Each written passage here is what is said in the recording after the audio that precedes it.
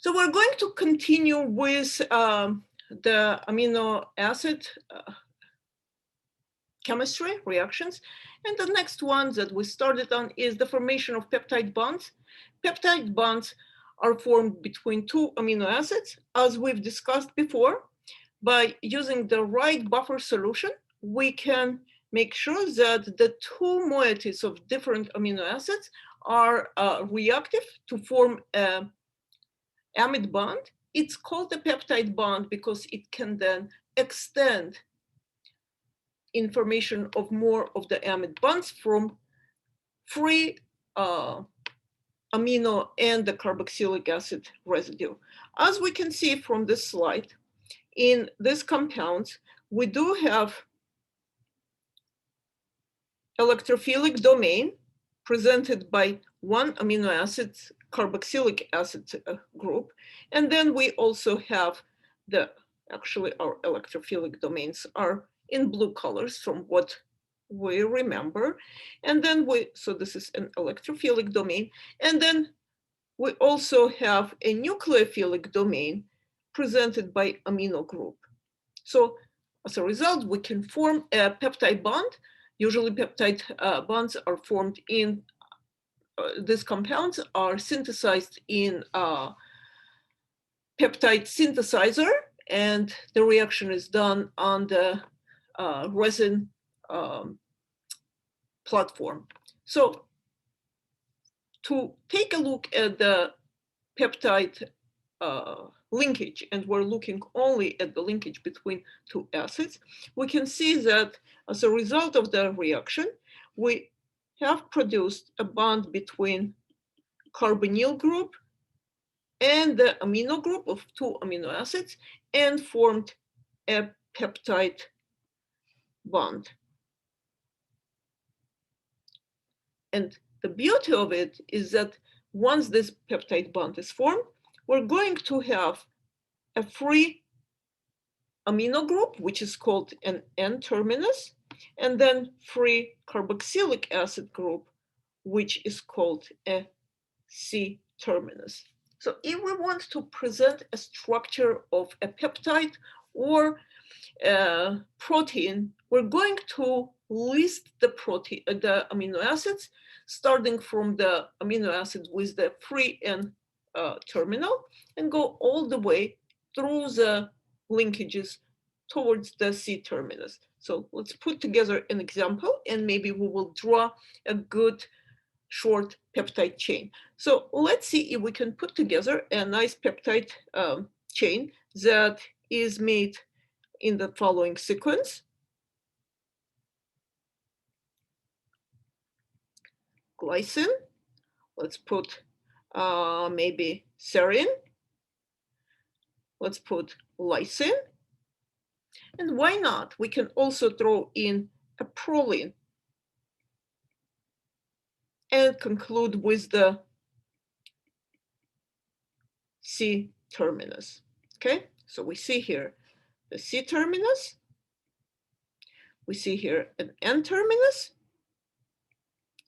and we also see a sequence of 4 amino acids. We're going to start with the N terminus, and remember, all of your amino acids are the alpha amino acids are S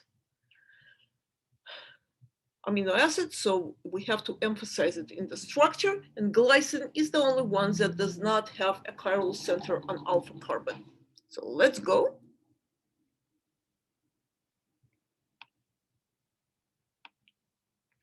So first we're going to put the main chain and then put on the R residues.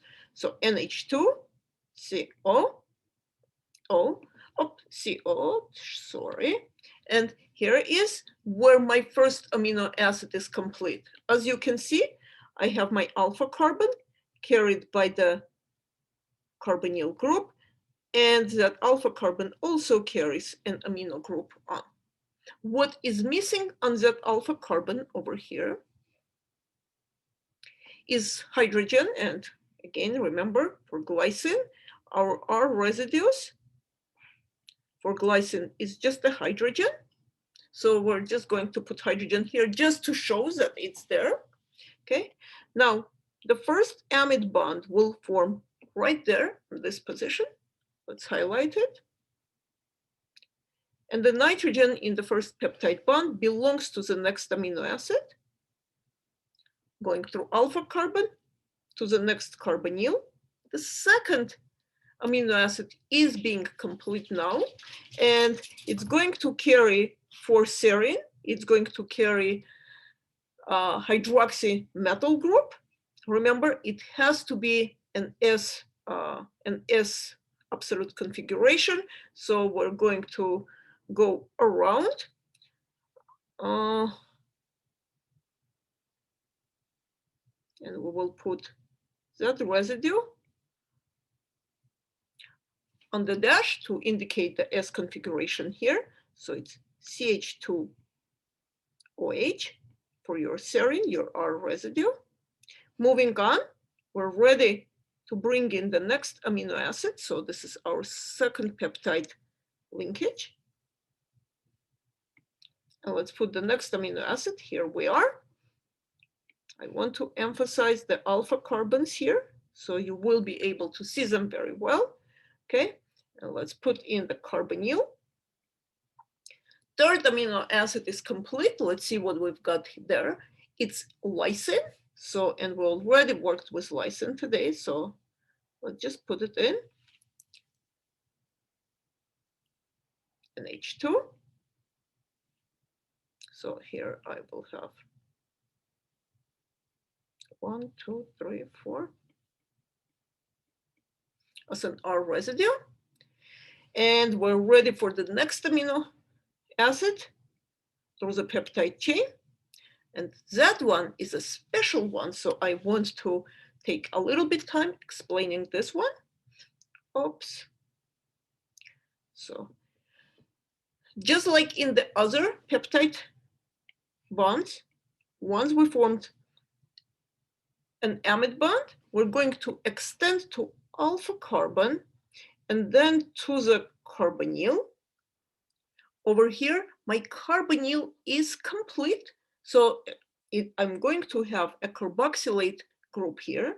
And I first want to draw the group in a way that it will look on the structure, and then we will complete it. So here, my C terminus is complete. My N terminus is complete. Now we need to put the last R residue here. And as you remember, in proline, the R residue on alpha carbon would connect to the nitrogen. And here you will see that I actually could not draw my C terminus the way I drew it. So that's residue did connect to the nitrogen through alpha carbon. So we have a 5-member ring there, and you see how weird the bond between the alpha carbon and carbonyl group looks like. So to fix the problem, I'm going to erase this now and put a proper bond order, a bond angle here for your carbonyl. So your last carbonyl belonging to the C terminus is going to appear at a twist. And you see that here we have a good linear structure, and then it's going to twist here. And that will result in certain properties of the resulting peptide chain. So now we've built it. So, and let's put our C terminus back in. So this is how we will be building the our peptide chain. Let's make sure that again we are carrying a proper absolute configuration on that nitrogen, and we are done here. Now, if we want to go backwards from a given peptide chain and recognize the sequence of amino acids, we can do that properly so let's run one example here.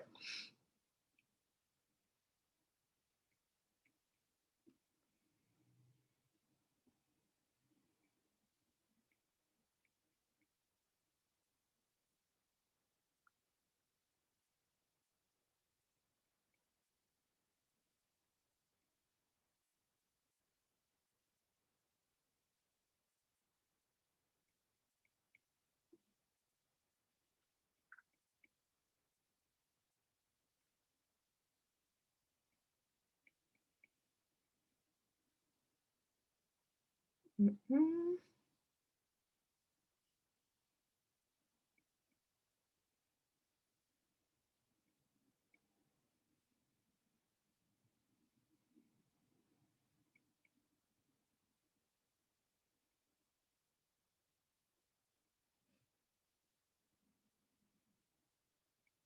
H, and let's just leave it to that.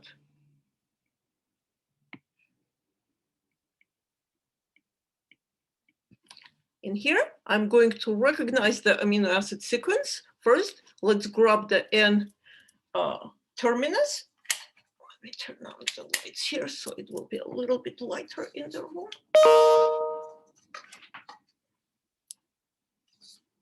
Too much light, too much light. Okay, so here we are. So let's break the fragments for each amino acid. Here is the amino acid number 1. And as we look at the R residue, it's CH3. So my first amino acid is the alanine.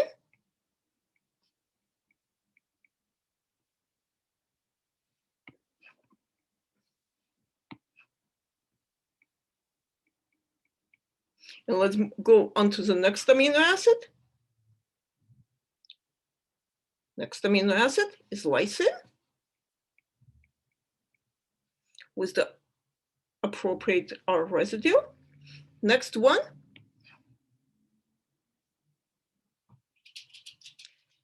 carries no carbon residue, that's glycine.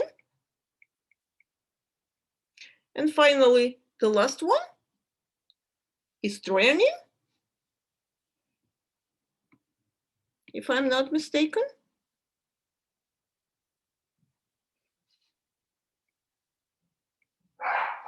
And that is your carrying your C terminus.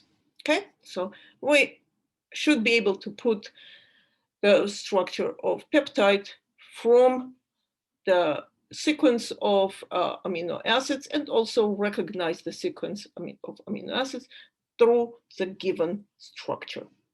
Let's move on. Here is just the same representation of the peptide. So moving on, let's take a look at the types of peptides. Dipeptides carry 2 amino acids. All oligopeptides will carry 5 to 10 amino acids. Polypeptides will have molecular weight below 5,000 gram per mole, and proteins molecular weight will go really high. So those are large biological molecules. Okay. We already talked about the naming of peptides and proteins. We start with the N terminus. In this case, let's go through this example as well. We have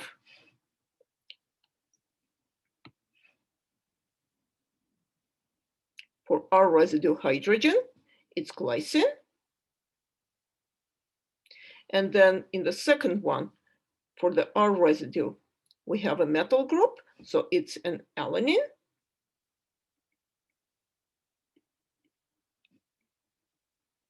And for the third one, my R residue is hydroxymethyl. So it is a serine. And if I'm writing it in this sequence and I'm not putting N and C terminus, that means that I started with the N that does carry free amino group and finished with the N that carries a carboxyl. So if you don't put it in, it's already recognized, okay?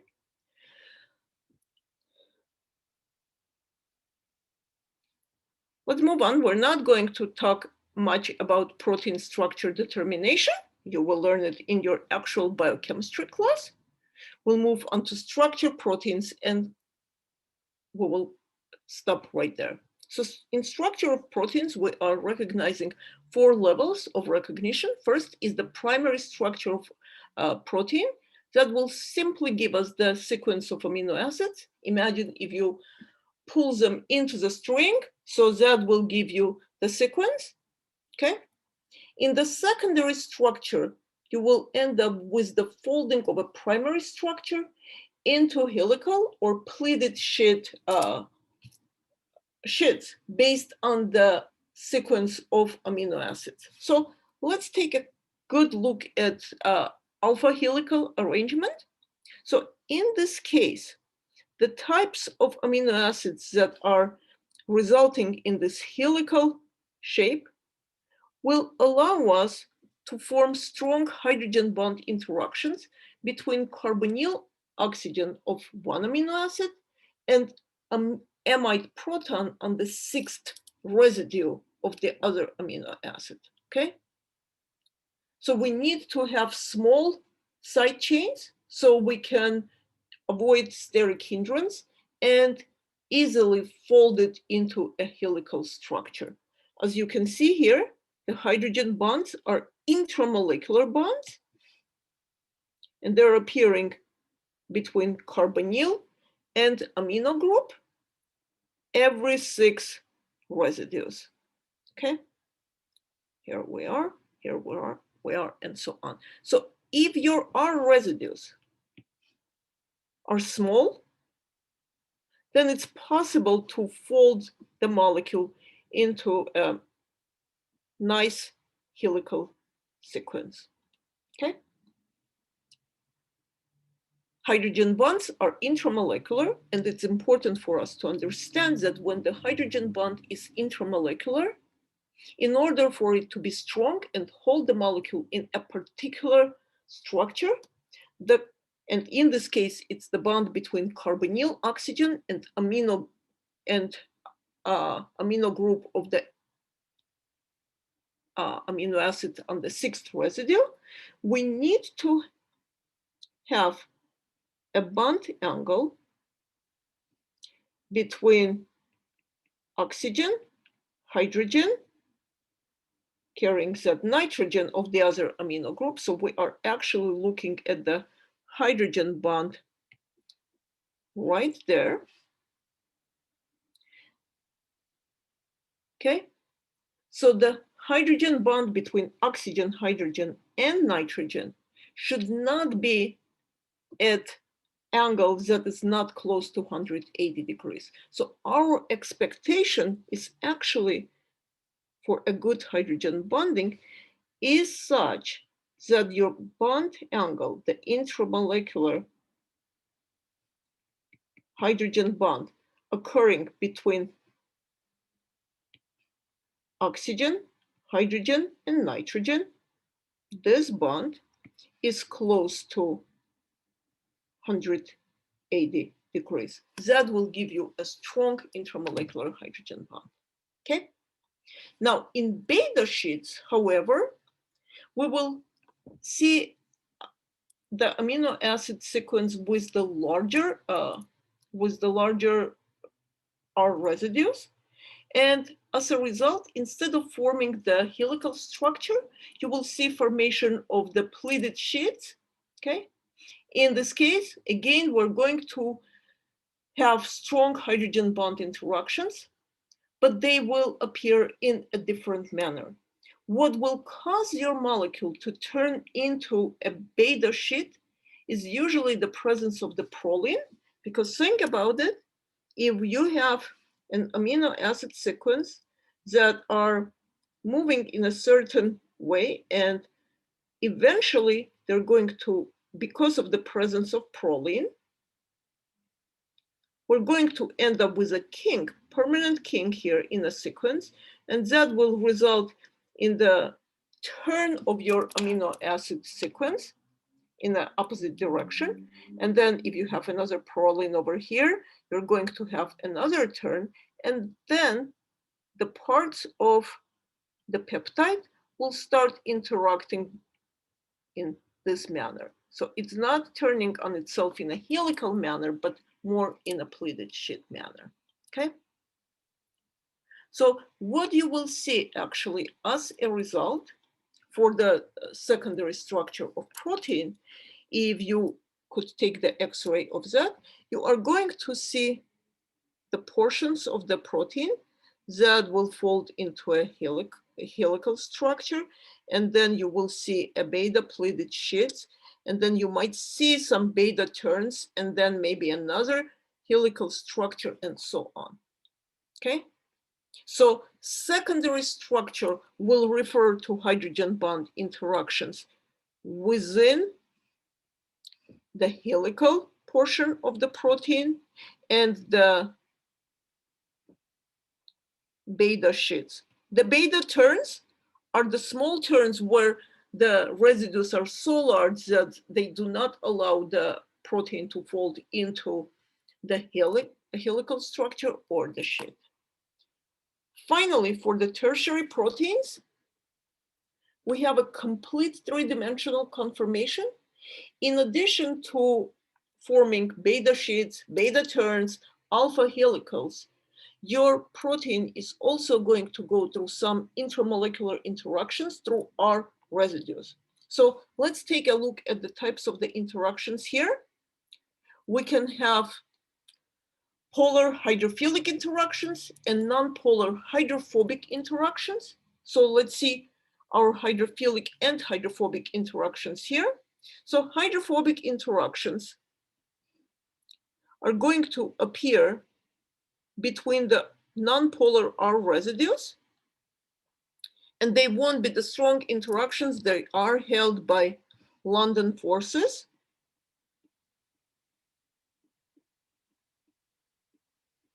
If you have any benzene rings interacting with each other, let me put it here on the side somewhere, different sites, areas of your protein, and you have some benzene rings over here, for example, you have serines,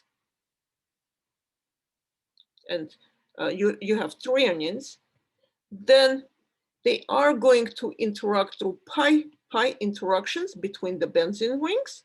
They're also hydrophobic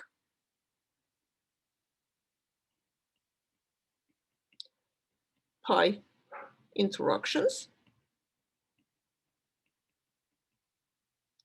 And in addition to those interactions, you're going to have polar interactions where you will have hydrogen bonds. In this example here, we have a polar interaction between the hydroxy group of serine and then carbonyl of the aspartic acid. The interactions here belong to the R residues. They are not between the peptide bonds. Okay, we will see some ionic bonds forming through electrostatic interactions between the charged units of your basic and acidic site residues. And finally, you are also going to see some disulfide bridges that are formed through formation of covalent bond between the units that carry diols on the R residues. So those are actually covalent bonds. One great example of disulfide bridges is the formation of very strong bridges in the hair protein, and that results in a curly hair. So in order to break permanently those disulfide bridges, you will have to put your hair in a chemical treatment to fully break the disulfide bridges. Of course, in some 6 months, those disulfide bridges will reform and the hair will go back to its curly state. When we iron curly hair, we are actually breaking only hydrogen bond interactions temporarily. And as soon as your hair will absorb some humidity, your hair will go back to a curly state. In the tertiary protein, we are still dealing with just one protein. As you can see on this picture, we have the N terminus here, and we also, where's our C terminus? Oh, cannot find my C terminus on the picture, but it's just one protein folding on itself in a way that it affords for the most interactions. As a result of those foldings, we are going to end up with some active sites on the proteins, which will turn them into enzymatic cavities. And this is where the biochemical reactions will take place. And finally, the last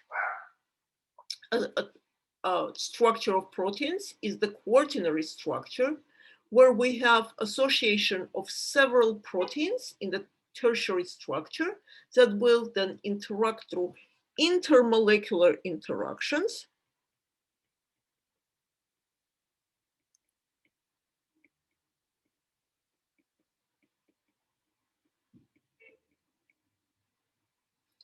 Between different proteins.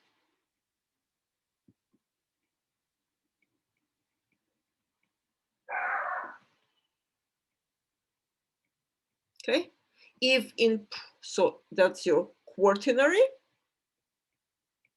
structure. In the primary one, it's a linear sequence.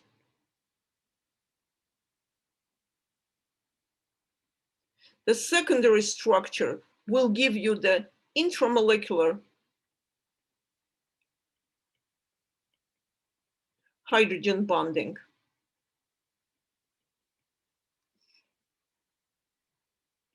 Between carbonyl and amino group of peptide bonds.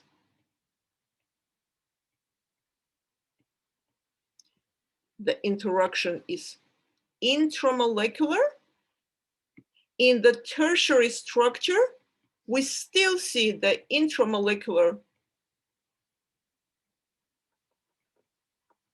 interactions between our residues. We're still looking at one molecule. It's only in the quaternary structure where we see the association of different proteins. And a great example of that is the coronavirus. A good example of that is the hemoglobin protein, which consists of 4 proteins held together through intramolecular interactions, and the incorporation of the non-protein structure of heme that will hold those 4 pieces together. And that will conclude our discussion on chapter 24.